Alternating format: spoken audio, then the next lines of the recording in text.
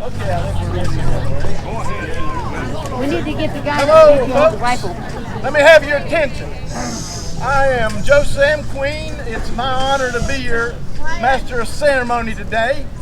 I am the president of our local chapter, the Western Waters chapter of the Sons of the American Revolution.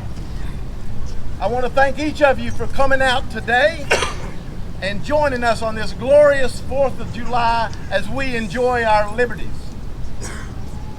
We're here to unveil a grand sculpture dedicated to those brave men who won those liberties for us all, the veterans of the American Revolution, and especially the frontier militiamen.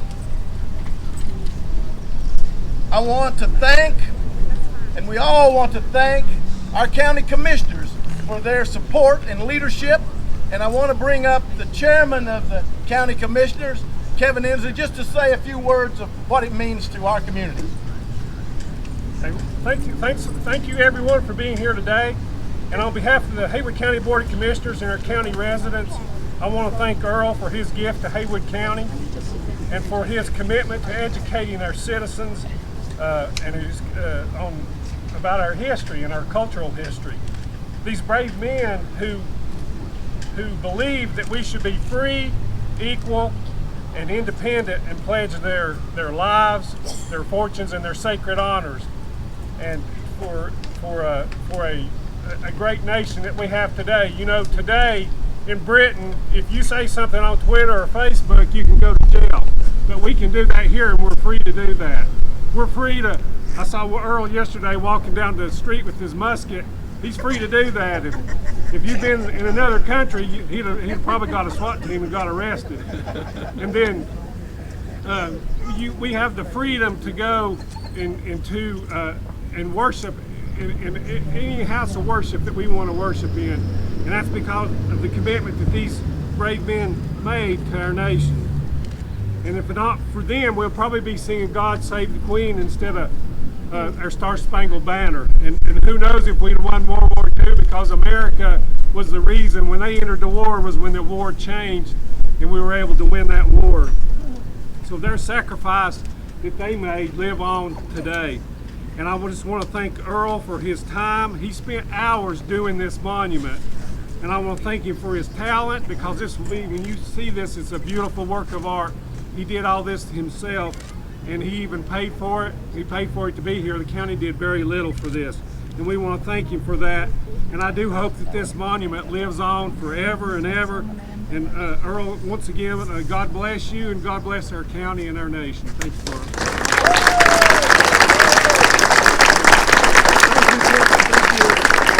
All the commissioners. I also have my fellow commissioner Mark Class with me today. The other commissioners had commitments and family vacations already planned, and they couldn't be here, but they wanted to be here. So thank y'all. Thank you, Kevin. I want to thank the Sons of the American Revolution and the Daughters of the American Revolution for their continued efforts to keep the spirit of 76 alive. I want to thank all of our militiamen who have come and joined us here for this occasion. And before we get on to introducing the sculptor, I want to give you a little brief outline of the history of this era for context. July 4th, 1776, the Declaration of Independence was signed at the Continental Congress. One of the atrocities that King George was cited therefore by Thomas Jefferson was riling up the Native Americans against the frontier settlers.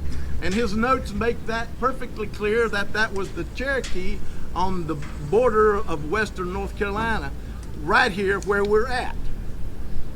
In response, General Griffith Rutherford called all the able-bodied men on the western frontier to join him at Old Fort at the end of August 1776.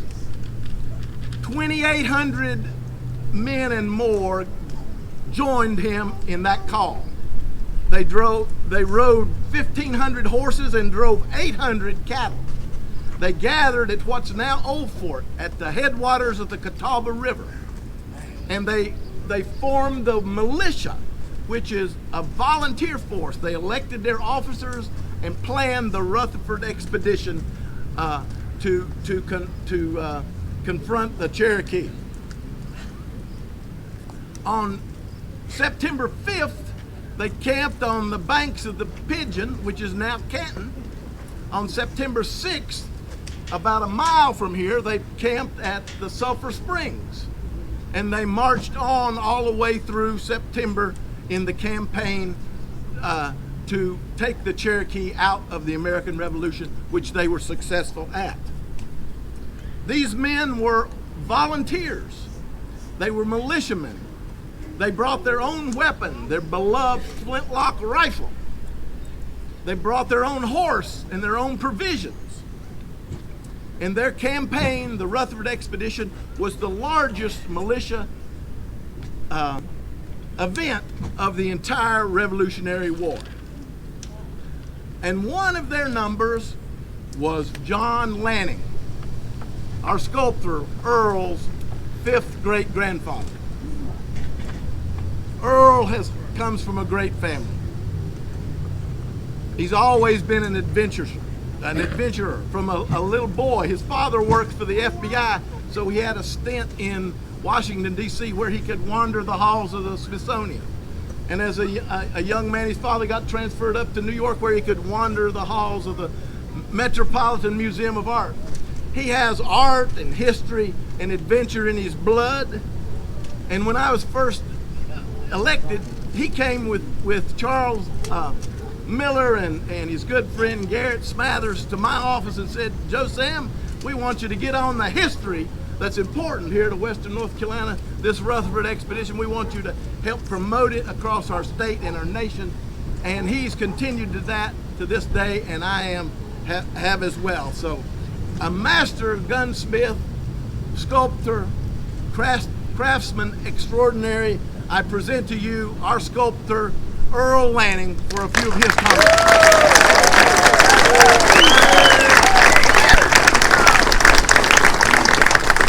Well, hello, Haywood County.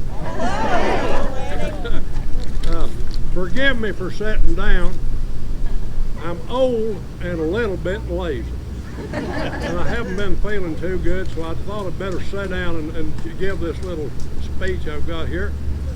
Welcome to the dedication of your Revolutionary War Monument in remembrance of all our armed services that fought and died and to relieve our country of the British tyranny.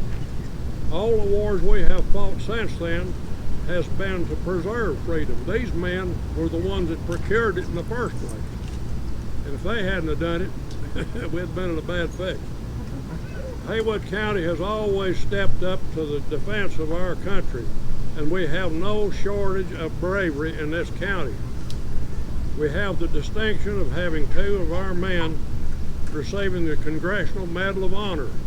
Max Thompson, a dear, dear friend of mine, as long as he lived, and Bill Halliburton of Clyde, and another one, James Arrington, who's a dear friend of mine as well, was a survivor of the Bataan Death March, lived his life out here. And as of late, a fine young man, Riley Howell, gave his life to save others. Our sympathy goes out to the Howell family.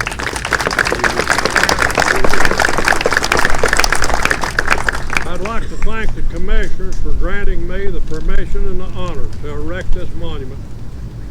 I would like to thank my wife, Tommy Abbott, and all her family for moral support, and boy, have I needed it. Also thank Joe Sam Queen for his support as well. And last but not least, come here, get your butt over here. This old boy right here, he helped me through the whole thing.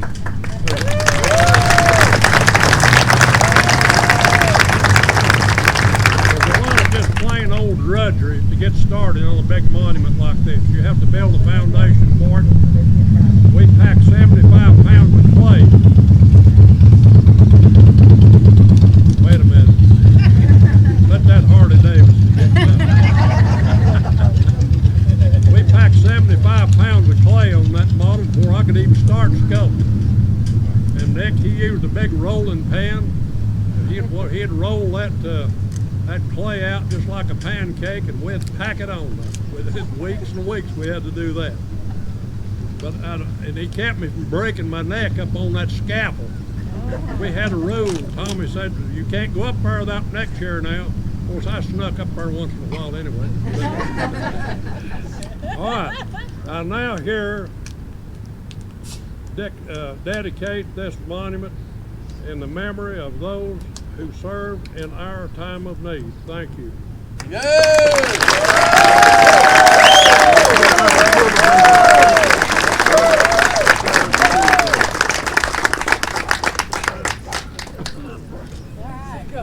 Present arms.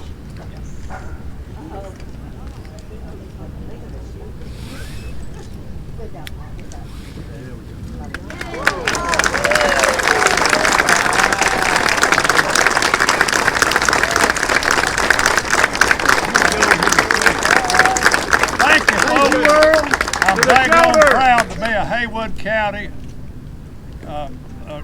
citizen and an old timer here, and I love all of you, even the ones that don't like me.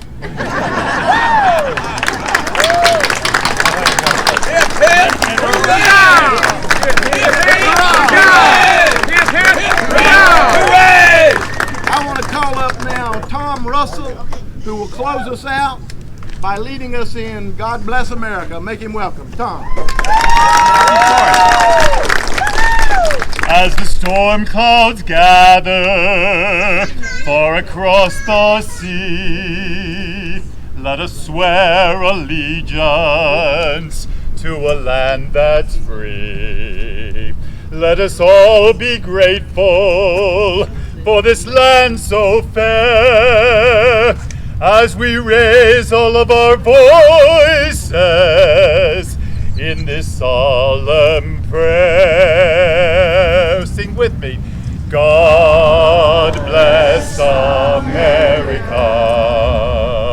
land that I love. Stand beside her and guide her through the night with the light from above, from the mountains to the prairies, to the oceans white with foam.